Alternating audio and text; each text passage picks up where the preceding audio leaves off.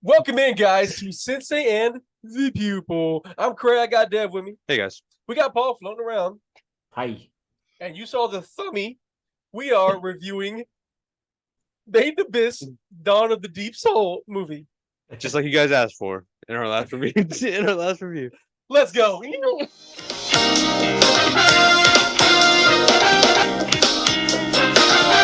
So we pick up in this movie right away, which I loved. Like they didn't even do any kind of bullshit opening, like title screen or nothing. It's just right away walking with Nanachi and Rico to meet Bondrewd and go to the next layer.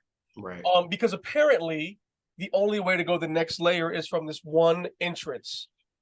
This one special that's guarded by a white whistle named Bondrewd. Yeah, his facility. Yes, I think he built the facility around it because. And real quick, let's just jump right over to this real quick, guys. Real quick, the exit of this layer is a ball into water. Yeah, this is a metal ball that goes into the water.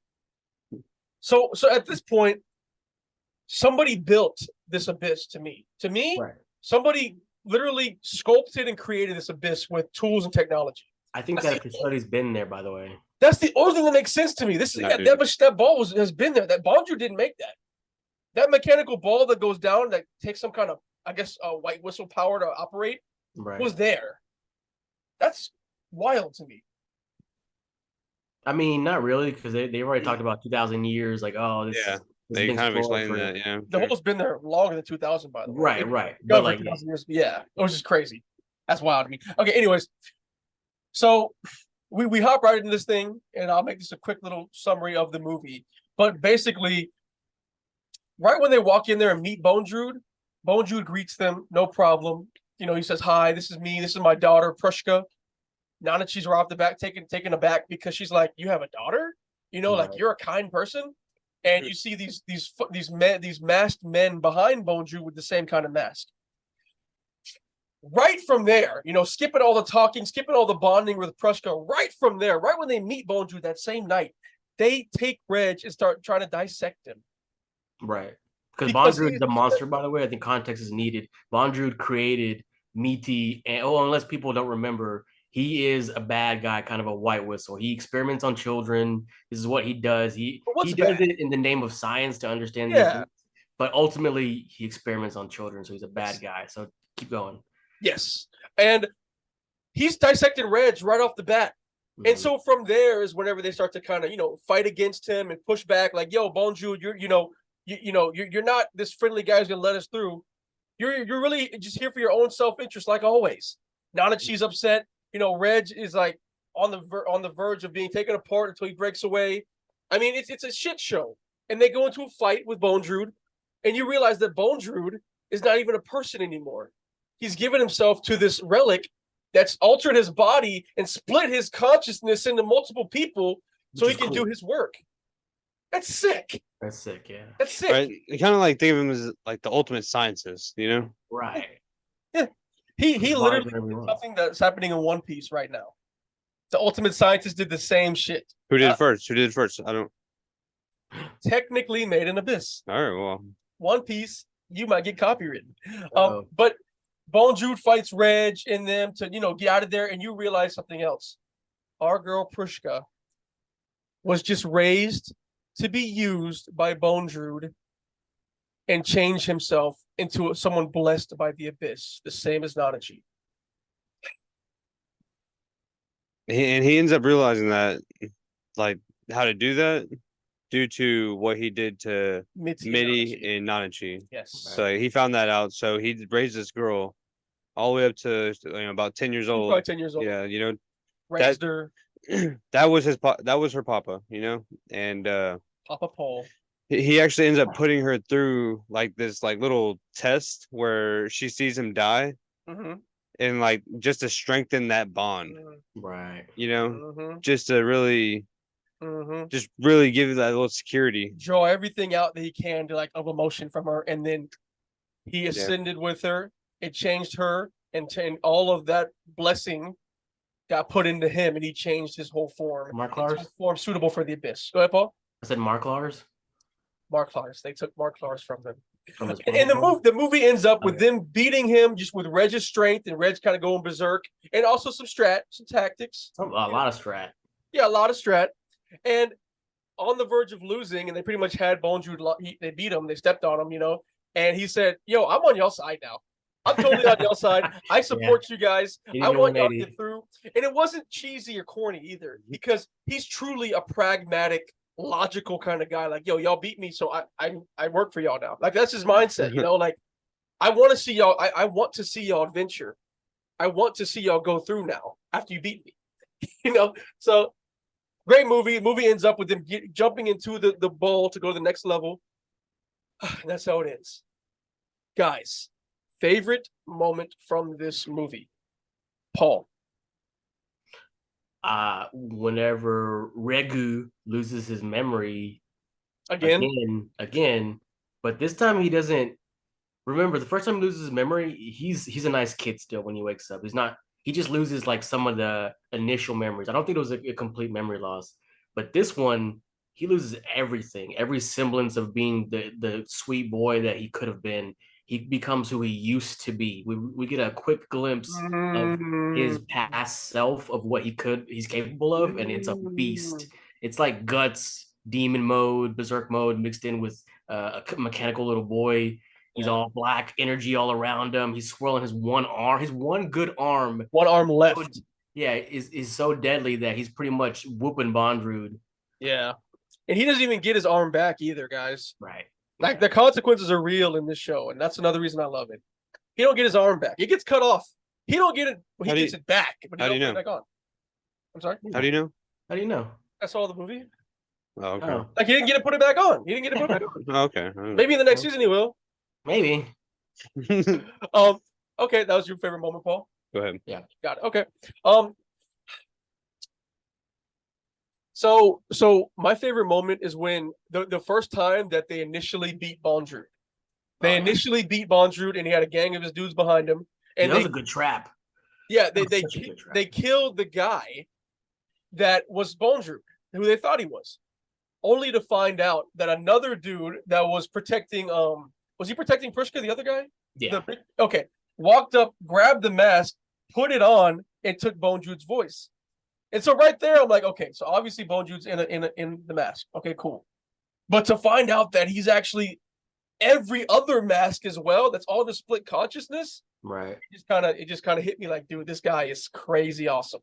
At a point on that, it was tactically smart for him to save that badass body for the last one, because that body had more upgrades than all the other bodies did. So that's correct. Which is cool. Correct.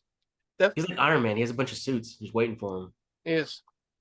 All right, I'm gonna go when you find out that Prushka, ends up in one of those suitcases.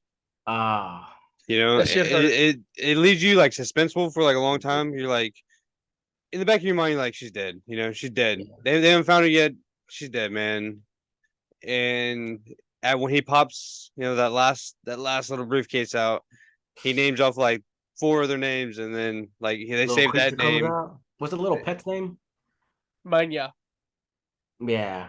Manya. Yeah. So once when that briefcase popped out, it really hits you. You're like, damn, man. Because the last time we see Prushka, she was smiling and happy, and the next time we see her, she's in a briefcase. We don't get to see any kind of face of her. Nothing, just briefcase. Well, I just felt like I kind of like that it did that, because like Mitty she didn't get to save Mitty, you know. So I felt like maybe Prushka was going to be the avenged, They're gonna get their, but she doesn't, dude.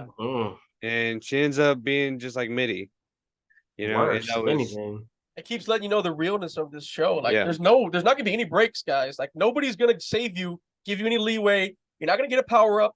It's because you're kids. Yeah, you're literally kids. So get ready, because you're kids. All right, this is the real world. But yeah, Prushka dying, and the good part though was the whistle. Yeah, they did end up getting a whistle out of it. So she's kind of with them forever on their adventures now, which is cool. So you can only pass through the 6th layer with a white whistle, a specially crafted something called Your Worth. And that's the stone it's called before it's called a white whistle. It's called your worth. It can only be made from some kind of essence of something you hold dear, which raises so many questions of how they got their white whistles. Don't think about it. Yeah, I'm not gonna think about it now. Don't even go into it. Yeah. Yeah, that's a good backstory though. So many questions in this damn abyss, man. They just pop up every episode, every movie, everything. Just more questions. But she got a white whistle out of Prushka. Prushka's her new whistle, and it's a cool looking little it kind of looks like a heart. A heart. Yeah.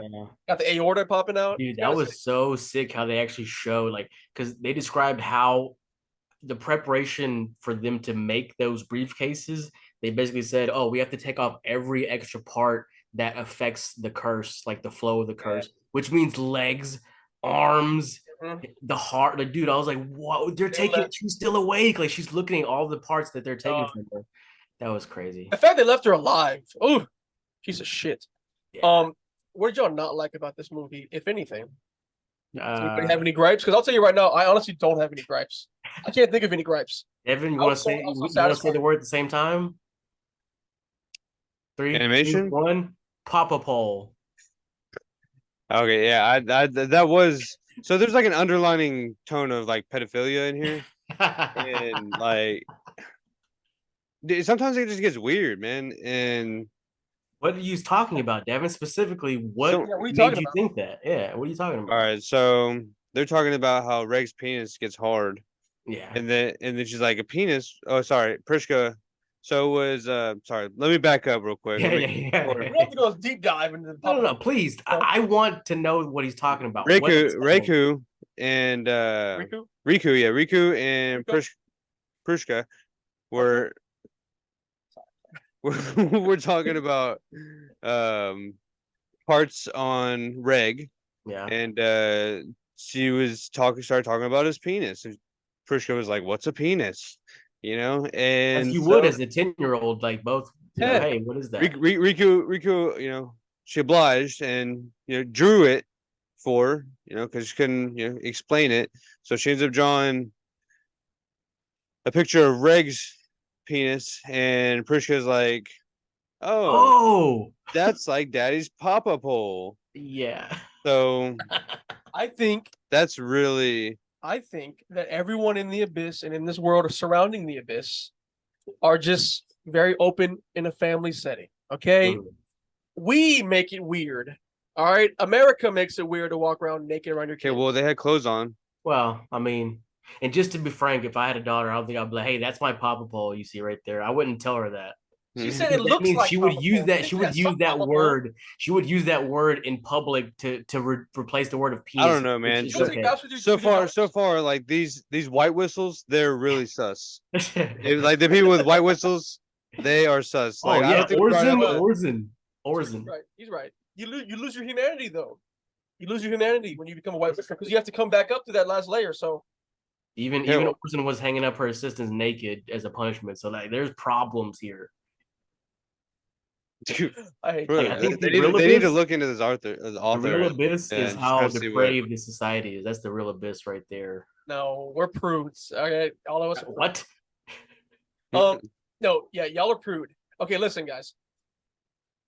Because Paul, you didn't have a gripe, did you? Oh, it's the same thing. It was really on the nose. Like a 10-year-old girl shouldn't call her daddy's hey, oh, that's daddy's wiener. Like, that's weird. Like, that's weird enough. Hey, that's daddy's papa pole. Like, okay, we're not doing this from half an episode. Okay, what are we rating this thing? Oh, you know what?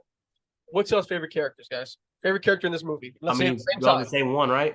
Yeah. 3, 2, 1. Bondrewd. I forget his name. So I think it's pronounced Bondrewd. Did you watch the English dub? So season 1, I ended up watching subbed, and then season 2, I ended up watching dubbed. And the dub is not. Don't watch it dubbed. Don't watch it dubbed. I don't watch anything dubbed, anyways. Yeah, don't watch this one dubbed. Why? Especially. Who's the worst voice?